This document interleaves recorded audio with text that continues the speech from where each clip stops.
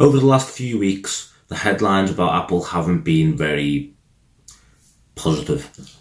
There's a lot of worry about Apple at the minute with a lack of innovation, a decline in iPhone sales.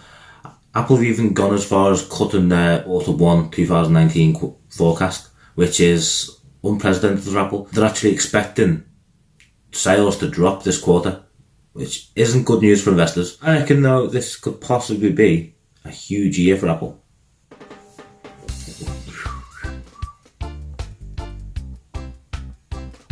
So here's why.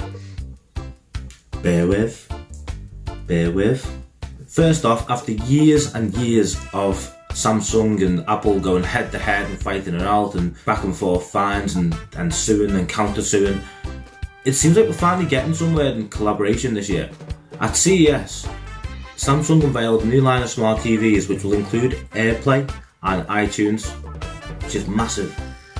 Up until now, if you wanted to watch a film that you purchased on the iTunes store, or a TV series, or listen to music from iTunes, the only way you could do that was through an Apple device, whether it be a Mac, an iPad, iPhone, iPod, or Apple TV. But this year, you will be able to watch them on a Samsung device direct. That is huge, right? Maybe they're going to get rid of Apple TV. It's unprecedented, and it could move us a little bit closer to the dream of having iTunes library on Android phones. I know I'm getting a bit ahead of myself because I'm still waiting for Chromecast to hit Apple Music, which is a small but significant feature for me. But now they're finally letting bygones be bygones and they've built bridges. Who knows what lies ahead? Apple are finally stepping out of their own little ecosystem, their own little bubble, and they're finally collaborating with other manufacturers. Massive. I've got an Apple TV, but obviously I am excited and obviously I will be getting a new Samsung TV. Just the idea of being able to easily watch something or cast something with AirPlay rather than being disappointed the only way I can do it is switch over channels to the Apple TV. I can just do it direct through the TV. That's getting a bit closer to what Android do with Chromecast, and it's built in everywhere. It's exciting. Second reason I think this year is going to be huge, iOS 13. iOS 12 was a letdown. It was just a refinement. They took everything that was wrong with all the previous versions and adjusted it slightly. There was no big updates, there was nothing huge, nothing to get massively excited about, other than the fact you can stick your tongue out on an AR emoji. That's about it. And rumours are that part of the reason Apple are behind and didn't do anything exciting with iOS 12 is because they were already working on big features for iOS 13.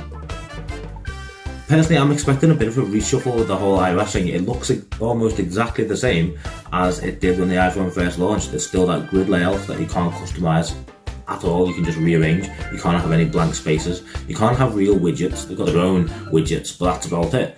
Their widgets are you can only really accessible from the left of the very home screen or to the left of the notifications shade, which just isn't practical at all. I want to see an actual widget on my home screen. I want to be able to put apps where I want apps and not put apps where I don't want them. It's not a big ask, Apple. It's just, yes, it makes it a little bit more like Android, but so what? Android do some little things that make it a bit more Apple, and it's just doing what it is. It's taking a good idea and making it your way. Maybe, just maybe, now that iPhones are huge, the screens are huge, the phones are actually pretty small, it's a good design, maybe we'll finally get split screen mode. I want to be able to use two apps side by side on an iPhone. Maybe we'll get picture-in-picture on more apps like YouTube. Maybe. I'm excited about iOS 13. I think it's going to be a big step. It's going to be huge. Also, I think it's going to be different on the iPad. I'm hoping for something a bit more desktop-like, a combination between macOS and iOS combined for the iPad. That's my dream anyway. Apple keep touting every year the iPad is getting closer to replacing the laptop. It's not. It still doesn't have a mouse or a trackpad. It's still just an oversized iPhone for the most part of it, with a grid layout of apps and no widgets and no windows. Sorry, can I say windows? You know, little boxes that you see screens in. Other than split screen, there's not much to differentiate it. And I want to see an iOS 13, or maybe it'll come under a different name, that pulls it away from being just a large iPhone and makes it its own product in a way. Siri is something that's got to change this year. Siri started off as the original smart assistant and everyone used it as a gimmick at first, but who uses it now? Who in the real world is asking Siri to do things for it? Very few and far between. Whereas Google Assistant, Alexa and even Bixby to some point are getting things done for people in the real world. Last year, some key names moved from Google AI department to Apple. Alright, so there's no loyalty in the tech department, obviously, but if they can manage to do for Siri what they did for Google, who knows what the future holds. Siri might just leapfrog everyone and jump back to first place where it started off, and it might do really well. I'm actually hoping it does. Competition is good. Competition spurs on everyone else to try a little harder and try new things. Lastly, the new iPhone, the iPhone 11, or whatever it turns out to be. It'll be 11, right? Roman numerals, but hopefully not, but still. How can you have Roman numerals and a letter together? It just looks messy. And the iPhone XS Max, but X, XS, extra small, whatever.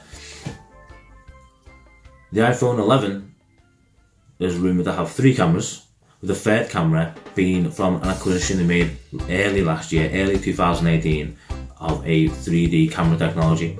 So I don't know why or how Apple are going to market this, but taking pictures in 3D may be the next big thing. The thing is, 3D cameras have already been on phones before. LG done it a few years ago, and you could film or take pictures in 3D and look 3D on the screen without any 3D glasses.